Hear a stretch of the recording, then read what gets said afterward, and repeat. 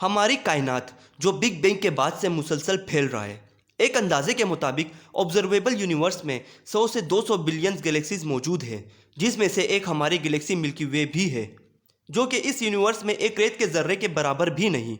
अब इस गैलेक्सी में हमारे सूरज की ही तरह लाखों करोड़ों सूरज मौजूद हैं, जिनमें से कुछ का साइज़ तो हमारे सूरज से भी बड़ा है। तो मेरे दोस्तों, इतनी बड़ी गैलेक्सी में जहां अरबों प्लैनेट्स मौजूद हैं, इनमें से अगर हम सबसे अनोखे प्लैनेट की बात करें तो वो हमारा प्यारा अर्थ है, क्योंकि इसमें हर तरह की लाइफ मौजूद है। साइंटिस्ट अभी तक दूसरे प्लैनेट में लाइफ को ढूंढने में नाकाम रहे हैं। क्या आप लोगों ने कभी सोचा कि जिस ज़मीन में हम रहते हैं, आखिर ये कैसे वजूद में आया?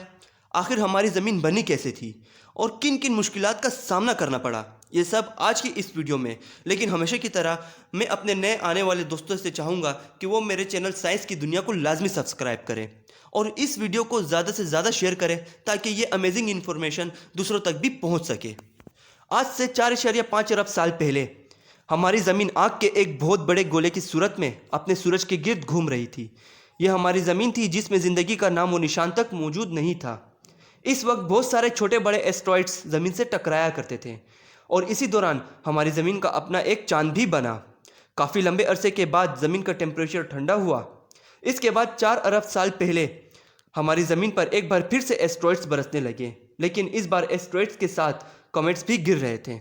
इस वक्त कुछ अलग हो रहा था। इस कॉमेट्स के अंदर पानी के मॉलिक्यूल्स मौजूद थे, जिसकी वजह से हमारी ज़मीन पर पानी आया और इसी दौरान ज़मीन पर नाइट्रोजन गैस भी आया। लेकिन अभी भी ज़मीन पर ज़िंदगी का आगाज़ नहीं हुआ था, क्योंकि ज़मीन पर ऑक्सीजन मौजूद ही नहीं था और इसका एटमॉस्फेयर भी जहरीली गैसों से भरा हुआ था। अब 2.4 अरब साल पहले हमारी ज़मीन पर एक बार फिर से कॉमेट्स बरसने लगे, लेकिन इस बार पहले से भी कुछ अलग था। इसमें कार्बन, प्रोटीन और अमीनो एसिड्स मौजूद थे जो समंदर की गहराई में गिर रहे थे और यही समंदर की गहराई में ज़िंदगी का आगाज़ हुआ। ये कैसे हुआ ये तो कोई नहीं जानता, लेकिन इन सारे मिनरल्स की वजह से यहाँ ज़िंदगी का आगाज़ हुआ। यहाँ पैदा हुआ बैक्टीरिया, जिसे साइनोबैक्टीरिया कहते हैं। वक्त के साथ साथ इन बैक्टीरियाज की तादाद बढ़ने लगी, जिसकी वजह से समंदर का पानी इन बैक्टीरिया से भर गया और इस बैक्टीरिया की खुराक सूरज से आने वाली रोशनी और पानी थी और इसके बदले में ये ऑक्सीजन को रिलीज़ करते थे। अब आप ये तो जान गए होंगे कि ज़मीन पर ऑक्सीजन इनकी वजह से आया। ऑक्सीजन की क्या अहमियत होती है ये तो आप कोरोना के टाइम में जान गए होंगे। ऑक्सीजन के बगैर हम एक पल भी नहीं रह सकते। काफ़ी लंबे अरसे तक ये सिलसिला यूं ही चलता रहा। आज से तकरीबन 1.5 अरब साल पहले तक ज़मीन पे कोई नक्शा मौजूद ही नहीं था, मगर ज़मीन के क्रस्ट में अब हरकत शुरू हो गई, जिसकी वजह से ज़मीन की सतह कई सारे टेक्टोनिक प्लेट्स में बदल गई। फिर इन प्लेट्स की मूवमेंट की वजह से छोटी छोटी झीलें आपस में जुड़ने लगी। इस वक्त ज़मीन का टेम्परेचर 30 डिग्री सेंटीग्रेड था और ज़मीन का एक दिन 18 घंटों का हुआ करता था। आज से तकरीबन 75 करोड़ साल पहले ज़मीन का सुपर कॉन्टिनेंट, जिसका नाम रुदिनिया था, वो 2 हिस्सों में डिवाइड हो गया। ज़मीन के नीचे का लावा वोल्केनोस की फटने की वजह से ज़मीन पर आ गया था, जिसकी वजह से ज़मीन के एटमॉस्फेयर में कार्बन डाइऑक्साइड की मिकदार काफ़ी बढ़ गई थी और इसी वजह से ज़मीन पर एसिड की बारिश भी होने लगी और इसी वजह से ज़मीन पर कार्बन की चट्टानें भी बनी और यही वजह थी कि हमारे एटमॉस्फेयर से कार्बन की मिकदार काफ़ी कम हो गई। अब यहाँ से एक नया सिलसिला शुरू हो गया था। अब ज़मीन पर आइस की बारिश होने लगी।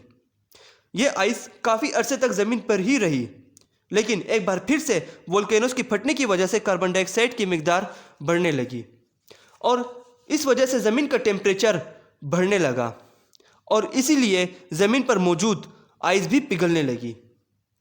एक बार फिर से ज़मीन अपने नॉर्मल शक्ल में आने लगी थी।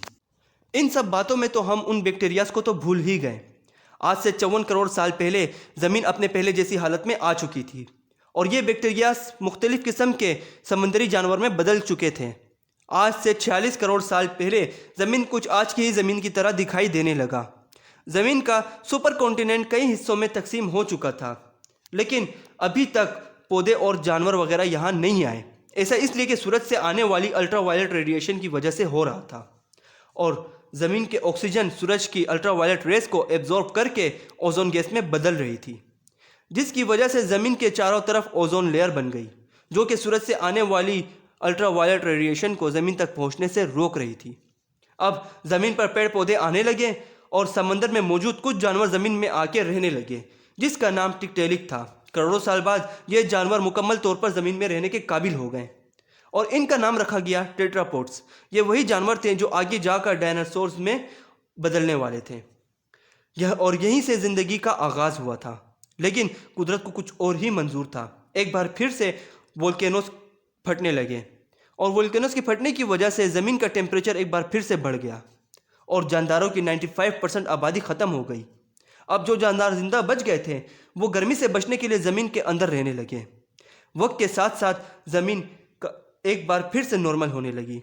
आज से तकरीबन 20 करोड़ साल पहले ज़मीन पर वोल्केनोस की फटने की वजह से एक नया सुपर कॉन्टिनेंट बना जिसका नाम था पेंजिया। अब ज़मीन पर नए तरीके से पेड़ पौधे आने लगे थे। जो जानदार जिंदा बच गए थे वो अब कन्वर्ट हो गए थे डायनासोर्स में, जिसने 11 करोड़ साल तक इस दुनिया में राज किया। आखिर ये डायनासोर ख़त्म कैसे हुए और हज़रत आदम मतलब के इंसान इस ज़मीन पर कैसे आए, ये मैं अपनी अगली वीडियो में बताऊंगा। आपको आज की वीडियो कैसी लगी मुझे कमेंट करके ज़रूर बताना और अगर आपने मेरे चैनल को सब्सक्राइब नहीं किया तो जल्दी से सब्सक्राइब कर लें। मिलता हूँ मैं आपसे इसकी नेक्स्ट वीडियो में। मुझे दीजिए इजाज़त। अल्लाह हाफिज़।